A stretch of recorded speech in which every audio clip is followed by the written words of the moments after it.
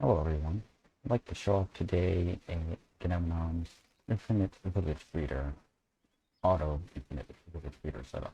Put a link to his video in the description so you can see how it works. It's pretty overpowered, but you need to make some modifications for RLCraft. I'm gonna show off just a little setup that was AFKing a bit and created.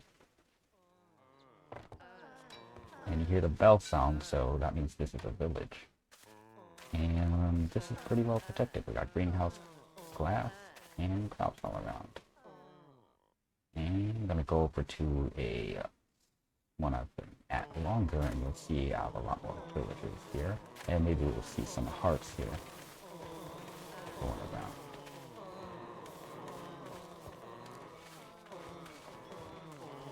I can't catch any hearts right now, but you can see I have a nymph going around at the top, providing regeneration to everything in this breeder here.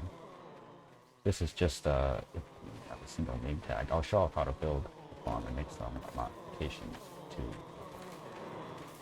I'm gonna wait to any hearts spawning. Just let me get some food.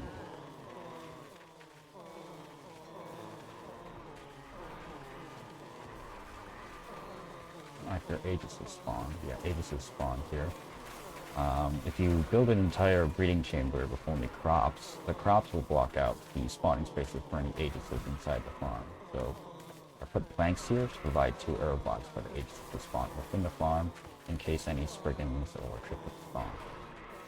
And yeah, that's just this setup that I've AFK'd and created for a little bit. To build this all up in survival, I'm going to start showing off examples now. Alright, so what I have here is a dirt sheet setup you can make in early game. This one's going to be a manual one because you'll preferably want to grow the crop yourself and get the XP from it. Because when a villager breaks it, it's not going to drop any XP. So what you need to build this one is you're going to need to gather some wood, you need some dirt, you're going to need a shovel to create path blocks out of. You want the hitbox that either farmland or crops make, and path blocks, but farmland's going to dry up if there's no water nearby. And we're going to need slabs. You can just use cobblestone one, and you could just need one torch. You get to get all this, and 2 villagers, of course. And you can get all this from just finding a village and then taking the villagers away. So you're going to need a few things. First, you're going to need a horse cart, or just a transportation cart from the horse cart mod. You can make it using a wheel and wooden planks. You create a wheel with sticks and a single wooden plank. You create this, take a villager, gather your materials, and once you've built it, you can take your villagers, pick this up, dump it there, then enter through the top. You just bridge up, create a little jumping thing.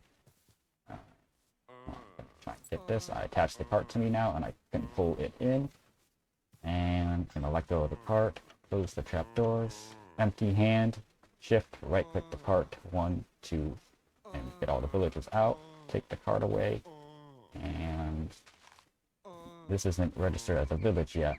What I need to do, what's under here is a couple doors that will make this register as a village once the villagers detect the door. So I'm gonna dig this up, and now you hear the bell, and we might see Aegises spawn around.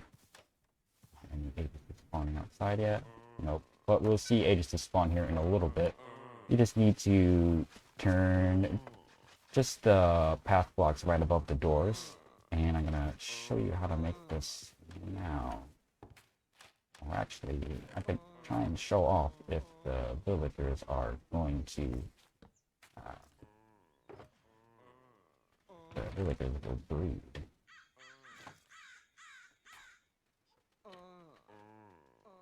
Take a chest, and I'm just gonna dump a ton of food on the ground.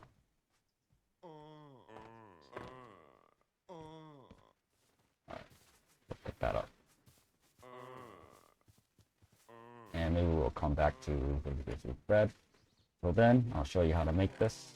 These are the materials you're gonna generally need. You're gonna need 1 torch, 6 trapdoors, 3 ladders, 3 doors, some villagers, building block. I'm gonna use dirt, And then you're going to need slabs. If you want to just, the minimum roof, just use 25 slabs. If you want a full roof to even cover the building blocks, use 40 slabs in total. So what you're going to do is you're going to find somewhere that's far away from the village. Or, yeah, use this mod. Teleport somewhere away, then I'll build it. Alright, so you're going to find somewhere far away from a village. Structure. And, okay, this area looks fine. Doesn't look like it's close to any village. We're going to dig 1 block and put a trapdoor down. Then dig 3. 1, 2, 3. This goes to all ladders. And then you're going to dig 1 more. And then 1, 2, 1, 2, 1, 2. Door, door, door. Climb back up. Put a torch over here, right under this layer, which will be your dirt or farmland later. And we're going to turn light levels on to help us. We just want the building area where the villagers will be in anywhere where there's a light level 8. Because that way it's spawn proof from most things. And then we're just going to build our walls. Building block walls. I'm going to use dirt here. Alright. Open there so I can build the trapdoor setup for you. And once. We're going to face other way. We're going to place the trapdoors from inside of it. And our slabs. Just here. Slabs. Now that's almost set. It's just be built from the inside. That should, yeah, that should be pretty safe. There.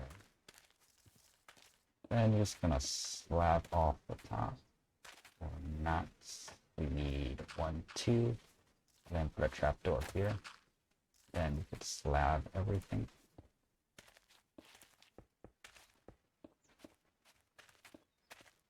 Slab off everything. And then you can get your shovel. Shovel this entire area. Create path blocks. So you can get the villagers in.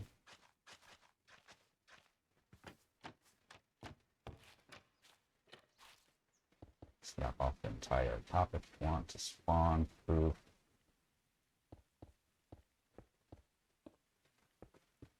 Then if you want a way to jump up, I'll do this. I can jump up. Then you're going to get your villagers. You're going to get them. You only need 2, of course, so then you just throw food at them to breed them. 1, 2, catch them with the cart. You're going to push the cart into them.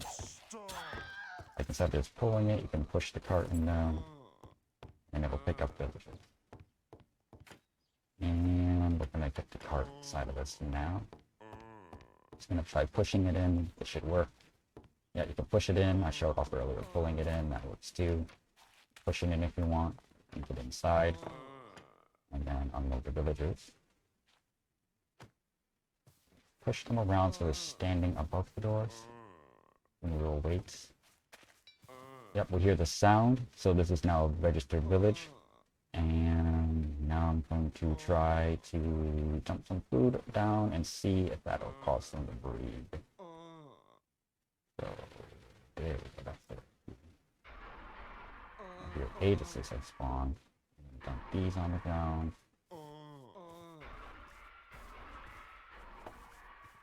I'm gonna pick those up. And for example, we're gonna have 2 more adult villagers and see if we can speed this up. If not, this should work automatic. I don't want to wait too long for it. I want to show off the other stuff, which is turning this into an automatic farm. Build 3 villagers. If you see Aegises have spawned around here, but none will spawn inside because actually they should spawn inside this setup. There should be enough air block, but For the most part, this is an early game setup. Manually get your food, throw them in there. That'll make your villagers breed in that case. Alright, I'm going to show off this advanced setup and some of the mechanics around it. Here's the advanced setup now. It's going to be built in relatively the same way. We're going to put villagers in here. There's our underside, the door setup. Put villagers in here. You see a ton of farm space available here. I'm just going to get out of it and show you some of the precautions we have done. Alright, so whether or not players or villagers break crops, they have a chance to spawn triffids or spriggans, which are super annoying, but we can deal with them in certain ways. So let's see. Spriggan. Spriggan looks like this, very familiar. Look at that. As you can see, if he's free around, he will roam around. And Spriggan got out. Oh no.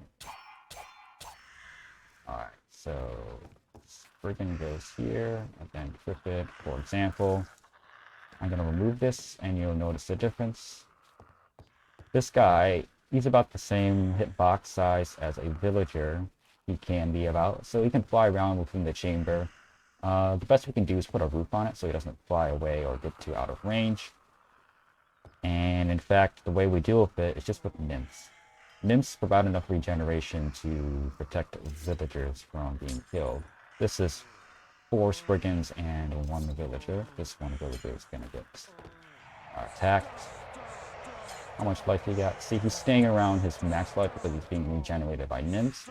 And this is essentially what we're going to do to protect against Spriggans. Because...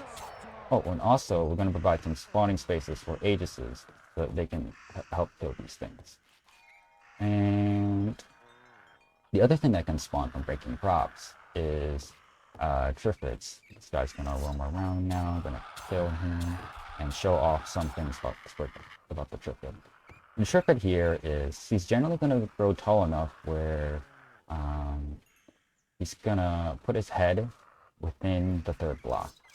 Triffids are generally that tall. See this red line? I've turned on hitboxes to be shown in my game, and you can see the red line is the eye line. If that's in a block, then this thing, the mob, the Triffid, won't be able to see the villager and attack them. We can see in this chamber we can put a few more villagers in here because these guys will not kill them at all. These guys are completely safe because their eye line is within a block. This guy is different. Sometimes these things can spawn at different heights. This one can attack a villager. You might start attacking him. He's looking at him. Over there, we need to attack, for example. There you go. I pushed him a little, and now since this guy's eye line is below the 3rd layer of blocks, it can attack. This guy is the most dangerous thing besides blights and other modified mobs, maybe champions and that stuff, but I don't know. I've not seen the worst of those yet. But you can see a short Triffid is able to attack villagers. We can't really do much about that. He does too much single target damage that it outdamages nymphs, but we can hope that the Aegises that spawn can kill them. Final thing is for the player. We want to protect the player because once you get to a high enough level, if you get to the Greenthumb skill, this is pretty good. You can just AFK within the breeder and automatically bone meal the crops around you. So we can protect ourselves from a lot of Spriggans by doing the same thing for us, putting our sight line within the 3rd block, which is going to be greenhouse glass in this case. I'm going to spawn a few more Spriggans, and I have enough regen from this nymph to probably survive. I'm going to switch my game mode to survival. Now, attack me. I'm being attacked now. If I jump into this cart here, Spriggans won't attack me anymore. See, they stopped attacking me? I'm not taking any more damage because they're not attacking me. That's where I'm going to AFK. And I'm going to show off. I'm back outside. I'm being attacked again. I get inside the cart. They can't attack me. And that's how we're going to allow the player to AFK within this setup. And what it is it's not going to be the transport cart. It's going to be a different cart. Let me use this normal cart. The chest cart, which you might have used in game to transport items now. It's basically this almost the same recipe as the cart. You just use 2 chests in here. The difference is that mobs can't get in automatically. There's no way for like a villager, Spriggan, no other mob can get inside. A player can get on the side. Right click. And to get the right, to make the player just when you shift to dismount, you want to get off on this trapdoor instead. Oh, you actually do need a trapdoor for the right height. So you can just place the cart down somewhere, then just move the cart so it's sitting on top of the trapdoor. On top of the trapdoor. Now it's on top of the trapdoor. I get inside and I switch to F5, and you see my red eye line is within the slab now. That's what we want. And another bonus of using a trapdoor is that when you dismount, you'll be on top of it. You'll jump onto the trapdoor instead of breaking crops around you. Alright, so that's kind of the mechanics to mitigate the dangers of auto. I'm going to show you how to build it, or your layout you should be making. Some of the differences, besides making all the farmlands that you want to make the auto beater much better, is of course get the 3 Greenthumb skill, which is 16 magic, 16 farming. Get that.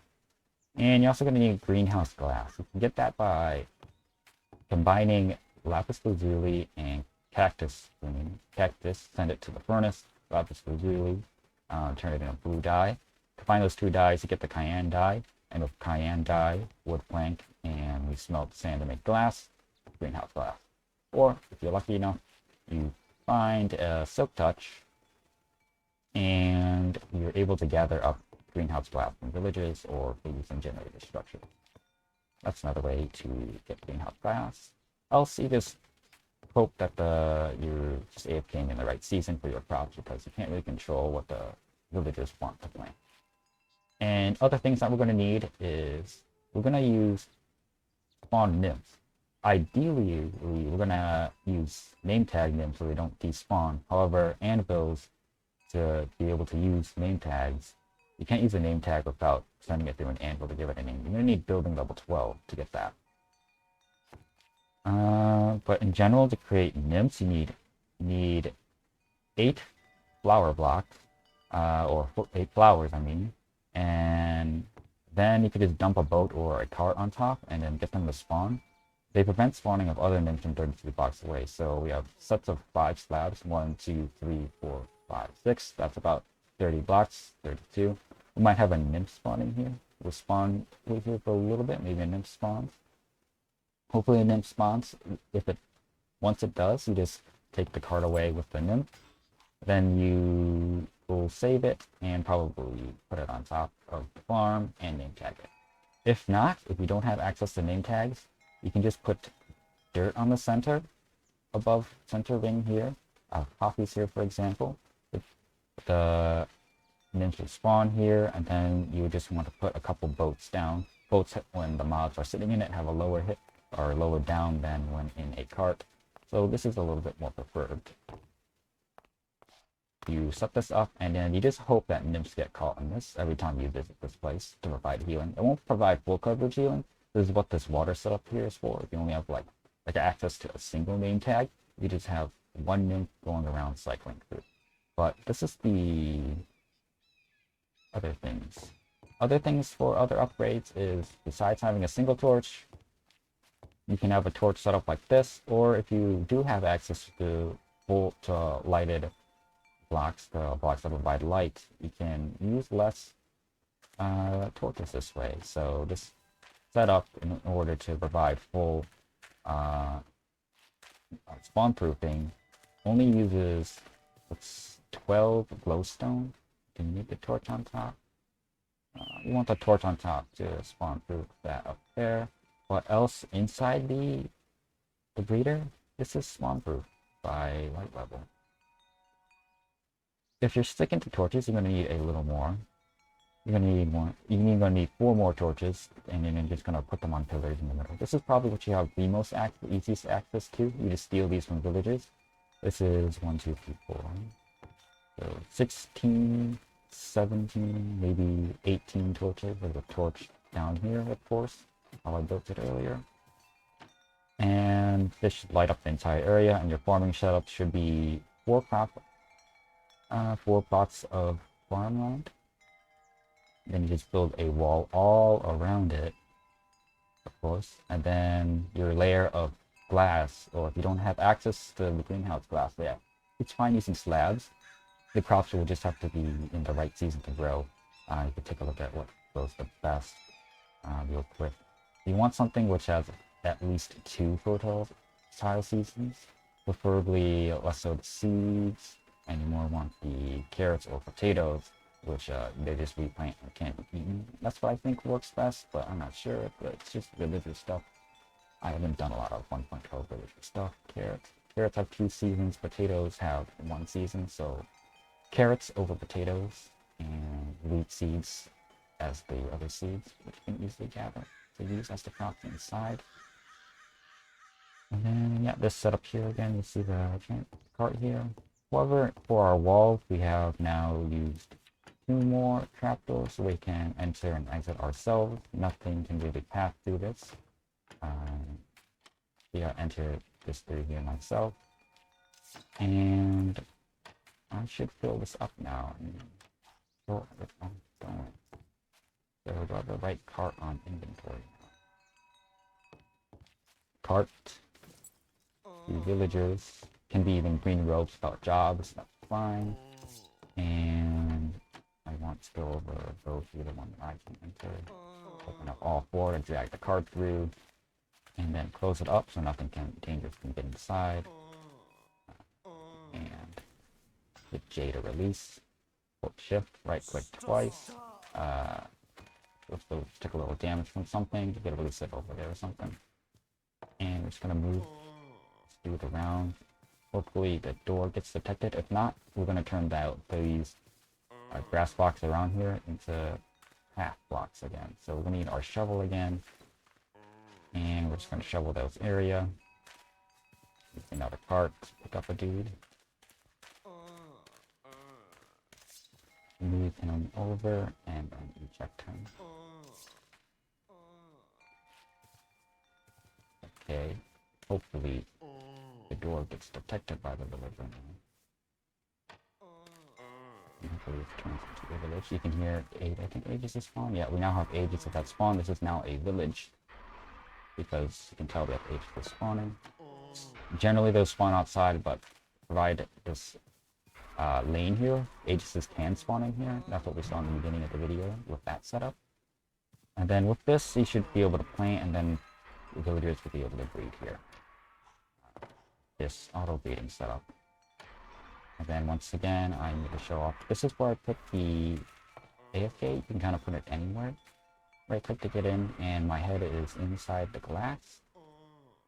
So Spriggans won't be able to attack me while in here. And since a nymph's going around, I'm going to heal any damage I take, whether it be from like hypothermia or hypothermia, any of the 2. I'm going to show off a couple more things now. Difference from other auto breeder designs is, of course, we can't breed and bring the babies down. We can't really sort out baby and adulthood. We can make workarounds. For example, we can make a water tube where adult villagers can get inside, and then they'll swim up. So, for example, if I spawn a villager here and he's running away, and he can run away. I'm gonna put a villager here. He's gonna get caught, and then he's gonna float up this entire tube. Gonna reach the top. Then at the top, we can have a ladder entity cram preventing setup. We can just spawn a ton of villagers in here and show that they're not being entity crammed and killed. That's the major thing, that if we want to make a setup like this to automatically collect villagers, is that we don't want them to entity cram all inside of there. So there's a ton of villagers in here, and normally they would be entity cramming at this point. Get rid of them. And I need to show you how to collect villagers from this. So I want 2 villagers in here. And we're going to use the same transportation cart. However, we're going to still keep it as an item. We're just going to click this block here, and that'll grab villagers. And we just keep hitting J until we can pull out the villager from the setup. And that's about it for creating a tube that sorts out and stores any villagers that get caught. You can add this to any part, any side of the breeder, and just hope that like babies run under this and then grow up into adult villagers and can't go back to here.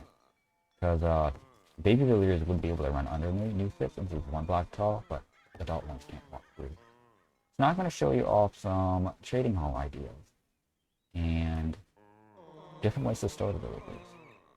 This is using glass or leaves. These are a bit harder to collect, but these provide the most protection. However, there's much cheaper alternatives. For example, slabs. Slabs has the advantage of being cheaper, but a couple disadvantages where things can still attack villagers. In both these setups here, this is transparent blocks, this is bottom slabs, the villager's sightline is being blocked. However, with the advantage of slab, I can still trade with these guys to the top of them if I were to design a trading hall that did that. I can't do that with these villagers. I can't see their hitbox and interact with it. These guys are a little different. These have top slabs instead of bottom slabs.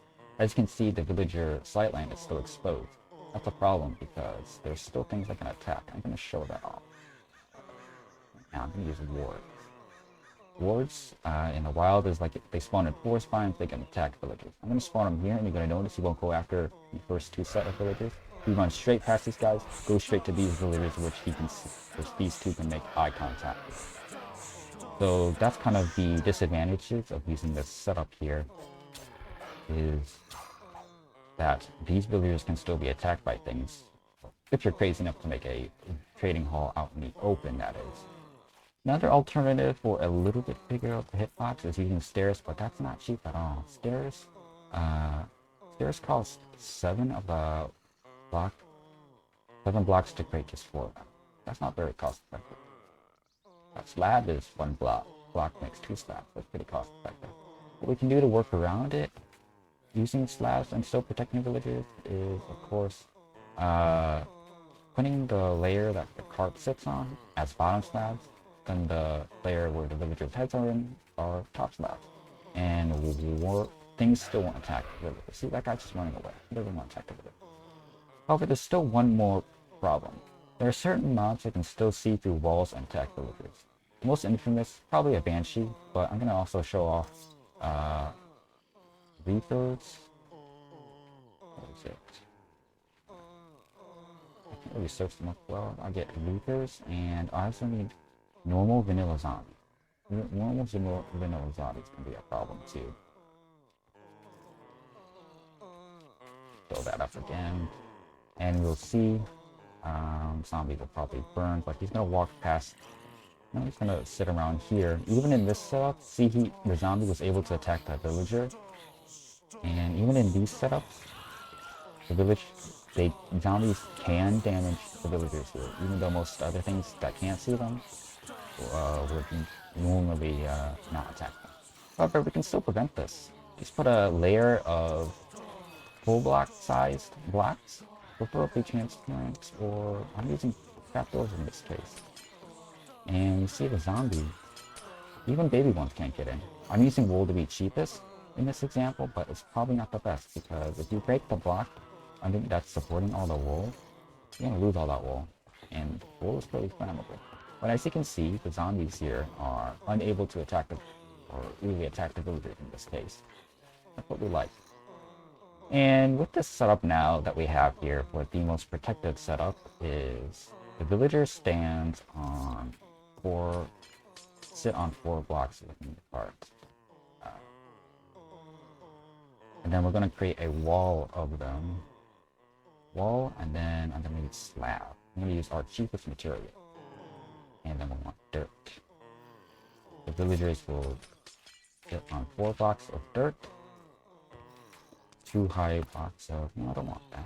I want 2 full block sides, and we're going to use trapdoors. Trapdoors are the most economic solution. Place the trapdoors by being inside the chamber, and just put 3 sides of them for now. Put our full block walls here. And then we can put our slab layer here. So that's our slab layer. And then I'm going to show you how to get villagers inside of here. and then what are some of the advantages of this setup. So 2 villagers, I pick them up, I can cart them. It's best to put around 3 to 4 carts. If you can see a hitbox on, I can interact with all 4 villagers here. I got a toolsmith here, a fisherman here, butcher here, cartographer here, butcher here, leather worker here, armorer here, librarian here. All of a variety that I can access. That's a lot of villagers in like one spot. It's pretty compact. So we want a couple more setups. We're just gonna shove in 4 carts in total before we align them all. Pick those up. I have trying to fit in 3 cartfuls into here.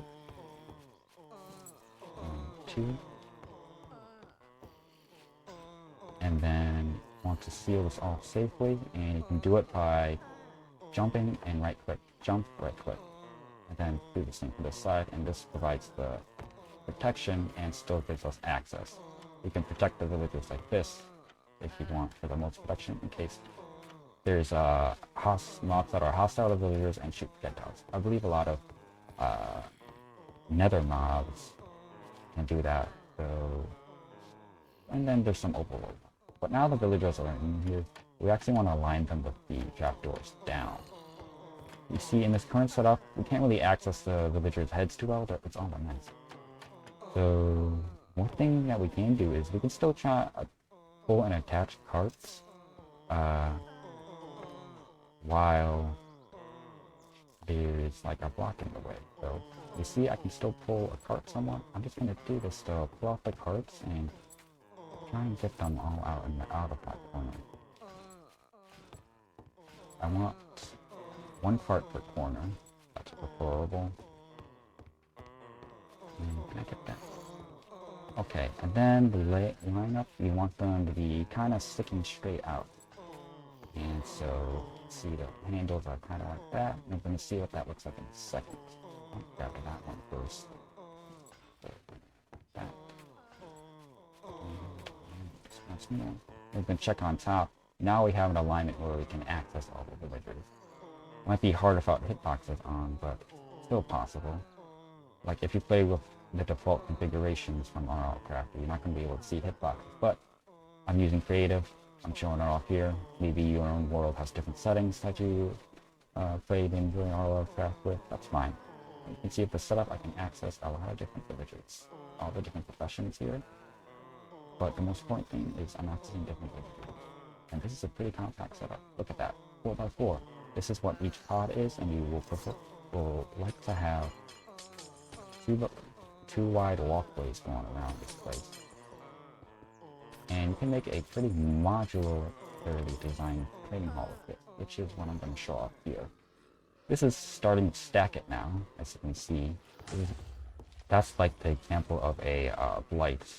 The rare stuff where you don't want to spawn inside the auto farm. You can only pray, hope and pray none of those spawn because they can shoot fireballs and break things.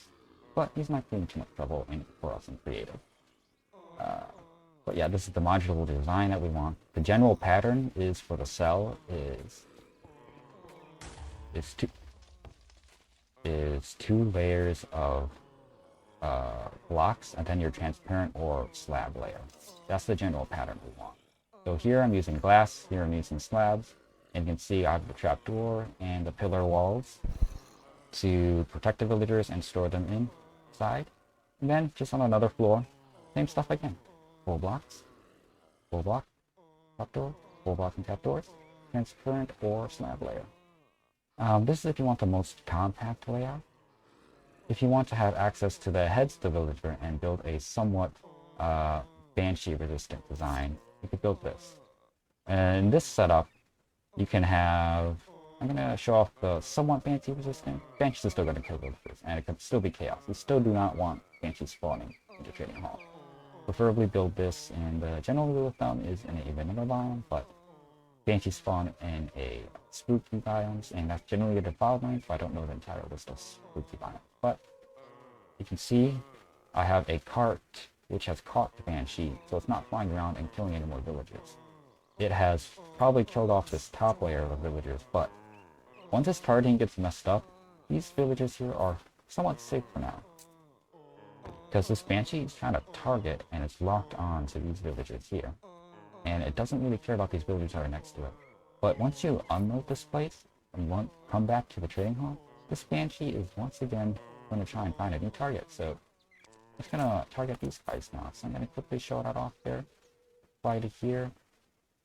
And get back to over here. And yep, now this Banshee is attacking these villagers. So once there's a Banshee caught in the setup, you want to kill it. Find it and kill it. Alright, and so this design is somewhat similar to it. We still have the same first layer of block, trapdoor, slab, or glass. However, on this layer, we either want to use slabs or glass. I'm going to grab glass, see if this should still work here. But it changes the heights. And then we're just going to cover the top of here with trapdoors. And let me kill this thing. And then see that I can still access the top of the villagers here, which is pretty good. Got those two carts. Okay. So with this glass setup here, is trapdoors from. I can't access this. Do I want to access this? You want to use top slab on this layer instead of full blocks.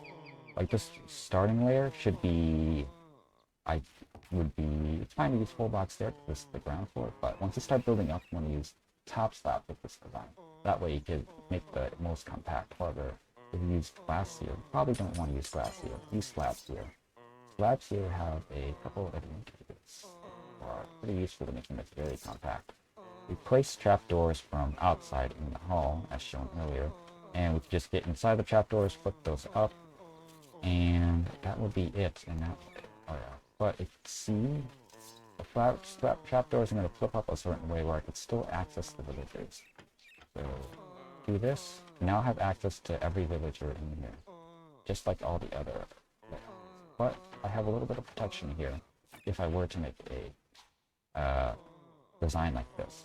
This one less compact. This one more compact but less safe. Just a little bit of Banshee protection. You just get onto your walkway here, and you just place a cart there. Leave an extra one there, there, there. And in general, you're just gonna hope that Banshees end up in there, because Banshees can still fly around and cause a lot of trouble. We're gonna see what these Banshees do. Like a Banshee coming from a low ground is probably gonna target these villagers first. It's gonna harass them, get caught by one of the carts here, and now it's in the setup where it's trying to target one of the lower villagers, but has been caught in the cart, where it sends it up into the next layer, and it doesn't care about these villagers anymore. If you unload, come back, and if this guy hasn't despawned, we're going to show off that like it mod, even in a boat or carts. They're going to despawn if we just unload them and then reload them. They're unlike vanilla mod. Never mind, you're screwed. They don't work like this. But I know the nymphs look like that. That's why I have the nymphs name tag. But as you can see, I come back here. This Banshee's killing my next layer of villagers. And we're gonna refill that layer with villagers. Looks like it's still charging the villagers on here. I wanted to fill this up with more Banshees. So you can see it where you can store a couple of Banshees in there. If Banshees move their way up, which they kind of are eventually. And that's preferred. The villagers are still going to be damaged by Banshees, but eventually they might end up being caught in a cart. Looks like the other two Banshees are preventing this one from getting inside a cart.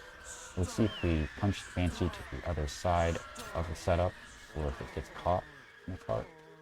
Yeah, it has gotten caught in the other cart. We see we have 3 Banshees caught in here now.